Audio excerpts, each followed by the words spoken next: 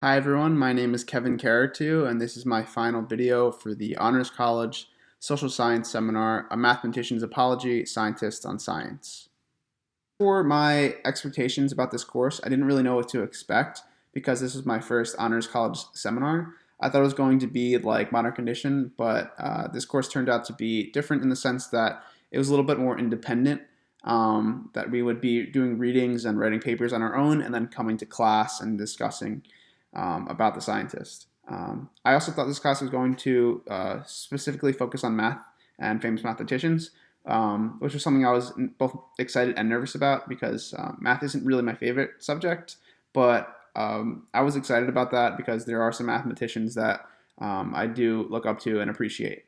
And lastly, I thought this course was going to focus only on scientists from the past and not any current scientists, which I was would have been disappointed about, but it turned out that we incorporated some current scientists into the discussion, which I found really interesting. All right, so now I want to talk about some of the main topics and scientists discussed this semester. And I thought it would be appropriate to start with Polya. He was the first scientist that we talked about, and his text on how to solve it. And I remember when I first read this text, it was a bit confusing. I didn't really know who it was intended for, but then when thinking about who his audience might have been, he was really writing this to teachers, and anyone could be a teacher, but he's writing this for teachers on really how to teach them on how to help students really understand problems, and how to develop their own strategies to overcome problems. And this is with his 4 steps of learning, a systematic process of learning, which was to really understand a problem and find possibly patterns and develop a strategy to overcome this, carry out that strategy, and then review your answer. And I remember in class we talked about how this method compared to the scientific method, and that was an interesting discussion.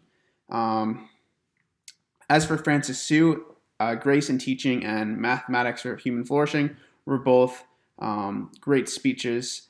And as for Grace in Teaching, I really appreciated Sue's argument here because our society today is so competitive and so focused on grades and achievements and achieving that high status that Sue's argument was kind of refreshing to try to encourage teachers to give students the freedom to fail because that's a great learning opportunity for students, and trying to encourage people to follow their passions,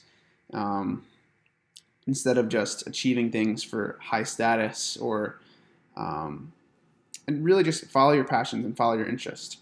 And as for Mathematics for Human Flourishing, Sue expands on his argument here that there's kind of a stigma associated with math, that he's working to get rid of. And Sue knows that there's a lot of great virtues that studying and practicing math can emit for humans and for society. And he wants this. He wants to revolutionize the educational system, and make math more relevant for students, and make math really more accessible to allow people to benefit from these virtues that could help them succeed in other areas of life.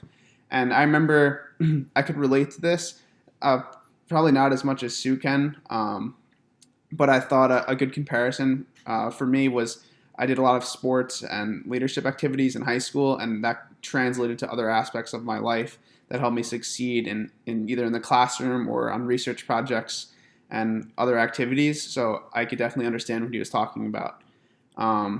In G.H. Hardy's A Mathematician's Apology, this was really his defense on why he pursued math and dedicated his whole life to what he was interested in. And I remember before I read G.H. Hardy, I thought it was going to be about the Hardy-Weinberg principle, which I learned about in Bio 111 last year. It briefly mentioned that, but more focused on why he dedicated his life to pursuing something that he really loved, which I could appreciate because he wasn't becoming a mathematician for high status. It was really his passion. Albert Einstein, everyone knows his name and everything, but before this class, I never really read his specific letters and some of his work. So it was cool to do that and then discuss about it in the class. Um, Really, for Einstein, after World War II, he saw all that horrible destruction, and he was motivated to try to address that and make sure that there was atomic bomb regulations, and so nothing like that could ever happen again. And he was really ahead of his time, thinking of trying to get an international government, which would later become the United Nations. And really, a big lesson from Einstein was that you have to be careful. A big lesson for scientists from Einstein is that you have to be careful who uses your work, and it's part of the role of the scientist should be ensuring that your work is only used to help others and make a positive impact in the world, which is a unfortunate but really important lesson. As for Linus Pauling, I actually didn't know who this was before reading about it in class, but similar to Einstein, Linus Pauling dedicated his life to world peace, and he was really a medical researcher. And I remember reading that if he didn't believe that world peace could be achieved, if he wasn't so optimistic about it, he would have dedicated his life to doing more medical research, like studying vitamins and other possible genetic cures, which I thought that was pretty fascinating because he was that optimistic that world peace could be achieved, and I could appreciate that he really followed his passion there. And he also argued for atomic stabilization, like Einstein. And lastly, Dr. Nunes Ruggiero, who came into the class for the interview with Dr. Hiller. I thought that it was fun and exciting, and changed up. Instead of reading about it, we watched live a scientist talk about his life and his work. And I remember Dr. Nunes Ruggiero talked about how part of the scientist's role is good scientific communication and also public policy making. And I remember he talked about how social media is really important for scientists. It could translate complex work into easier, more understandable form for the population, which is important. And he also talked about how he works with people from in government that instead of he pretty much just gave his advice for working with people from other political sides is that in order to do this, you need to find a common goal to work towards together. And I thought this was really good advice. And I also enjoyed just learning about his conservation research. He's a conservation biologist, which is great to hear about. And I thought he was just a great guest to come into the class. And I would have liked to see some more guest speakers too. I thought that would be a good addition to this class. As for my favorite part of this class, I really enjoyed reading pretty much all the scientists we talked about, and I like challenging myself to connect the scientists together. The presentations helped me with this also, but my favorite part would have to be writing about Dr. George Yancopoulos because he's someone that I really look up to, and I got to learn a lot more about him from this class. How this class will make me a better scientist. The summaries, reactions, biographies, and citations are always great practice that we had to do for each scientist. A big lesson is don't be afraid to fail because the best learning is from failing.